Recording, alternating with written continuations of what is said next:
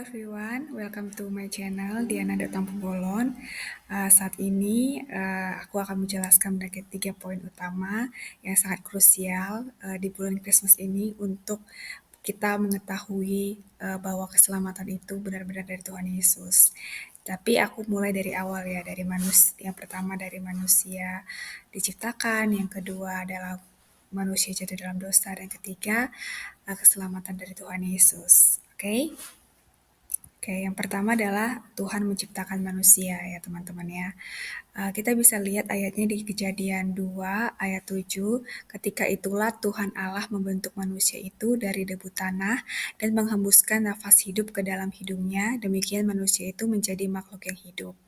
Jadinya Tuhan itu menciptakan manusia dari debu tanah. Terus itu Tuhan hembuskan nafas. Nafas itu adalah roh Allah. Sehingga kita bisa hidup ya. Jadi tanpa roh kita itu mati. Gitu. Apakah tujuan Tuhan menciptakan manusia? Yang pertama adalah menjadi serupa dan segambar oleh Tuhan. Apa sih yang dimaksud dengan serupa? Serupa itu karakter kita itu sesuai dengan kehendak Tuhan atau sama seperti Tuhan, gitu kan ya? Atau mirip seperti Tuhan. Terus itu segambar itu adalah tubuh kita itu mirip sama Tuhan gitu. Yang kedua adalah bertambah banyak dan memenuhi bumi. Kita itu harus berkembang biak gitu kan. Jadinya menikah, terus punya anak gitu. Tapi ada juga beberapa orang yang dipilih Tuhan untuk tidak menikah gitu. Jadi kita nggak boleh ngejudge ya teman-temannya. Karena kalau dalam Alkitab juga ada beberapa orang yang dipilih Tuhan untuk tidak menikah, untuk fokus untuk melayani Tuhan. Yang ketiga, menaklukkan dunia dan berkuasa atas ciptaan Tuhan yang lain. Jadinya kita itu berkuasa atas semua ciptaan Tuhan yang lain gitu. Kalau secara hierarki, manusia itu adalah nomor 2 gitu. Yang pertama Tuhan, yang kedua manusia, kemudian ciptaan Tuhan yang lain gitu kan. Yang ketiga, yang keempat, mengusahakan dan memelihara Taman Eden. Jadinya itu semua ini adalah berkat dari Tuhan Yesus gitu loh. Jadi kita sebagai manusia adalah pengelola gitu, ownernya Tuhan gitu. Jadi kita itu kan mengusahakan dan memelihara Taman Eden. Taman Edennya udah ada nih gitu. Kita sebagai manusia hanya untuk mengusahakan dan memeliharanya gitu. Jadi semua harta yang kita miliki itu sebenarnya titipan dari Tuhan gitu kan. Kita hanya sebagai pengelolanya. Karena kesehatan dari siapa gitu kan, pikiran dari siapa gitu, roh dari siapa gitu kan, tubuh dari siapa gitu. Jadi kita harus menjadi pengelola yang baik, ya kan, pengelola yang baik. Nah, kita juga nggak boleh sombong gitu kan. Kita harus tetap mengandalkan Tuhan selalu, karena kita hanya sebagai pengelola gitu di dunia ini. Yang kedua, manusia jatuh dalam dosa gitu kan ya. Jadinya awal mulanya ular membujuk Hawa untuk makan apel. Terus itu, sorry bukan apel ya, sebuah pengetahuan mengenai yang baik dan jahat. Tapi bentukannya memang kayak apel sih, kalau kita lihat di gambar atau dilihat di Google gitu, di cerita-cerita gitu kan ya. Pokoknya kayak apel. Tapi sebenarnya itu buah pengetahuan yang baik dan jahat ya kan. Terus tuh dia kasih juga ke suaminya, si Adam gitu kan. Nah, kok mungkin kita berpikir simpel banget hanya gara-gara makan buah pengetahuan yang baik dan jahat gitu kan. Tapi dosa itu adalah ketika kita melanggar firman Tuhan atau kata-kata Tuhan. Tuhan udah bilang sama manusia, ya kan? Adam dan Hawa saat itu. Jangan makan buah kehidupan dan buah pengetahuan yang baik dan jahat. Yang lainnya boleh gitu. Hanya 2 buah itu aja gitu kan. Dan ternyata manusia memakan buah itu yang dilarang Tuhan itu namanya dosa. Jadinya dosa itu ya nggak sesuai, kita nggak taat dengan Tuhan.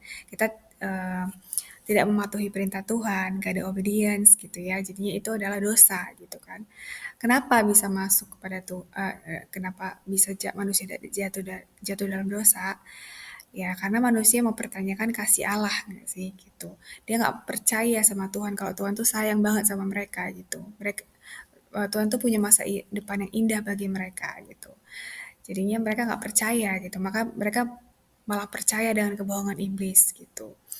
Jadinya untuk kita tidak karena manusia nggak ada yang perfect ya gitu. Jadinya untuk kita untuk menghindari dosa gitu adalah yang pertama kita itu harus tidak mempercayai kebohongan iblis gitu. Kita harus tahu dong cara kerjanya gimana. Cara kerjanya itu ada 4 ya teman-teman. Ada tipu muslihat, adu domba, pertikaian, dan perselisihan. Dan juga mereka itu punya rasa lah bisa dibilangnya. Rasanya tuh kalau dari mereka tuh rasa negatif gitu kan, negatif energi, negatif perasaan lah, negatif feeling seperti takut gitu. Yang pertama mereka bekerja melalui ketakutan kalau rasa ya. Nah, jadinya rasanya itu adalah roh perbudakan ya teman-teman dan itu tuh merusak jiwa. Jadinya itu bukan dari Tuhan Yesus ya. Jadinya roh Tuhan itu bukan roh ketakutan tapi roh membagikan kekuatan kata Alkitab ya dari firman Tuhan sendiri. Nah, jadinya kita tuh harus kalau udah ada rasa yang negative feeling, kita harus buru-buruan nih mengconvert itu ke arah yang positive feeling dengan cara doa, pujian penyembahan, baca Alkitab, ya kan? Terus itu bisa juga meditasi, bisa juga melakukan hobi, bisa melihat yang hijau-hijau, membayangkan atau berimajinasi tentang hal yang mau kita lakukan di masa depan gitu kan. Apa impian kita gitu segala macam. Memberi kasih sayang kepada orang yang kita sayang gitu kan. Memberi hadiah ataupun apapun lah gitu. Love language kita gitu kan. Jadi ya gitu apa namanya? Kita harus convert ya convert negative feeling itu ke positive feeling gitu. Oke, terus itu apa sih akibat dari dosa? Yang pertama adalah kehilangan kemuliaan Allah, yang kedua adalah terpisah dari Tuhan, otomatis mereka diusir dari Taman Eden, karena Taman Eden semuanya gratis ya gitu. Sekarang harus berusaha keras gitu ya, untuk bisa mendapatkan uang dan uang itu untuk makan, tapi mostly biasanya bukan untuk makan ya, lebih ke lifestyle ya zaman sekarang gitu kan, sama senang-senang sementara gitu yang akan berdampak buruk ke depannya gitu. Jadi kita itu sebagai anak Tuhan juga harus bijak ya gitu. Bijak untuk mempergunakan uang dengan baik gitu kan. Bijak untuk mempergunakan waktu dengan baik gitu. Karena kita nggak selamanya loh hidup di dunia ini gitu. Jangan sampai menyesal nantinya gitu. Yang ketiga adalah hidup di bawah kutuk dan perhambaan dosa yang tadi gitu. Ini hidup dalam lingkaran setan bisa dibilang ya gitu. Jadinya ya nggak ada tujuan hidup gitu kan, nggak ada goals gitu kan. Ya apa nggak punya visi, nggak punya misi gitu. Berpikiran sempit gitu kan karena oh ada loh ternyata life after that gitu kan. Jadinya kayak ya senang-senang sementara lah gitu. Kita itu nggak boleh seperti itu ya teman-teman. Kita tuh harus sebagai anak Tuhan, kita tuh harus memberi contoh yang baik dan menyebarkan hal yang baik gitu kan. Kita harus berbuat kasih gitu kepada sesama kita, kepada Tuhan. Kita harus mengasihi Tuhan pertama, yang kedua adalah kepada sesama gitu.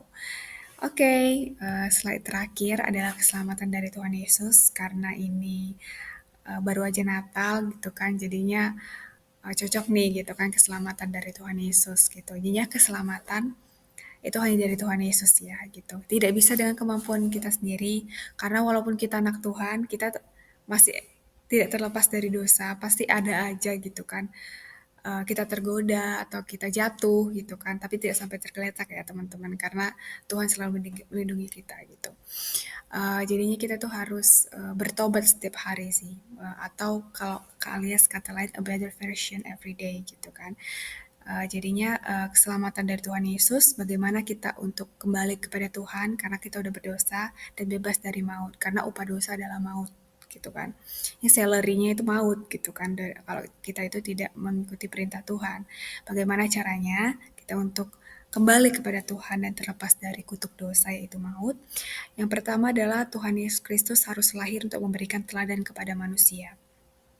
Hal ini kenapa? Karena Tuhan kan menciptakan kita serupa dan segambar oleh Tuhan gitu. Jadinya karakter kita itu belum bisa dibilang serupa dan segambar Tuhan lah gitu. Ya karakter kita gitu, kemampuan kita. Ya kita itu butuh seorang guru kan gitu kan. Seorang guru dan mentor atau teladan gitu kan. Yaitu teladan kita Tuhan Yesus gitu ya. Terutama tentang kasih gitu kan. Jadinya teladan kita itu Tuhan Yesus untuk kita sebagai murid lah bisa dibilang sebagai murid Tuhan gurunya kita tuh belajar dari Tuhan gimana sih untuk segambar dan serupa Allah, gimana sih cara menyenangkan hati Tuhan gitu. Yang kedua, Tuhan Yesus mati untuk menebus dosa manusia dan memberikan akses masuk ke surga. Ya, jadinya itu kita itu bisa terlepas dari kutuk dosa itu hanya oleh darah ya gitu. Darah Yesus gitu. Jadinya itu darah Yesus itu punya kekuatan gitu kan untuk menghapus segala kutuk dosa, untuk menghapus segala kutuk keturunan gitu kan. Kutuk yang dibuat oleh mama kita, papa kita gitu kan segala macam. Jadi itu intinya adalah membebaskan dari kutuk gitu kan dan membebaskan dari maut juga gitu ya hanya oleh darah Yesus gitu. Yang ketiga adalah Tuhan Yesus Kristus bangkit untuk memberikan Roh Kudus dalam hati untuk menolong dan menuntun kita dalam segala hal. Jadi Tuhan Yesus itu bangkit pada hari ketiga itu untuk agar kita mengetahui gitu loh. Kalau misalnya nanti Tuhan Yesus datang, kalau kita udah mati nih secara tubuh, kita juga akan dibangkitkan, dan bagi yang belum meninggal, kita itu diberikan Roh Kudus untuk sebagai roh penolong kita, roh penghibur kita, gitu kan. Roh yang mengingatkan kita kalau kita salah, gitu. Mungkin bagi teman-teman yang udah Kristen ya, kayak oh kalau berbuat jahat itu kok nggak enak ya, kok marah setelah marah koknya nggak enak ya kalau nggak minta maaf gitu loh. Kalau marah-marah sama orang kita sayang, kok rasanya tadi aku kayaknya kayak terlaluan deh gitu. Jadi ada rasa bersalah gitu loh dalam hati kita. Itu mengingatkan Roh Kudus gitu kan.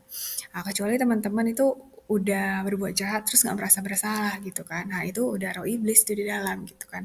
Roh Kudusnya nggak bekerja gitu. Alias belum mesti Roh Kudusnya itu ya belum aktif lah bisa dibilang gitu ya. Jadinya Roh Kudus itu aktif pertama kali ketika kita percaya Yesus dan selalu diperbaharui secara unlimited gitu kan. Semakin berprosesnya kita mengenal Tuhan gitu kan, semakin kita beriman, Roh Kudus juga ditambah tambah tambah tambah tambah terus gitu. Gitu. Jadinya setiap kita juga yang udah punya Roh Kudus juga reminder untuk menjaga cinta mula-mula kita agar buah-buah roh kita semakin besar pastinya untuk memuji dan memuliakan nama Tuhan. Oke, terima kasih teman-teman.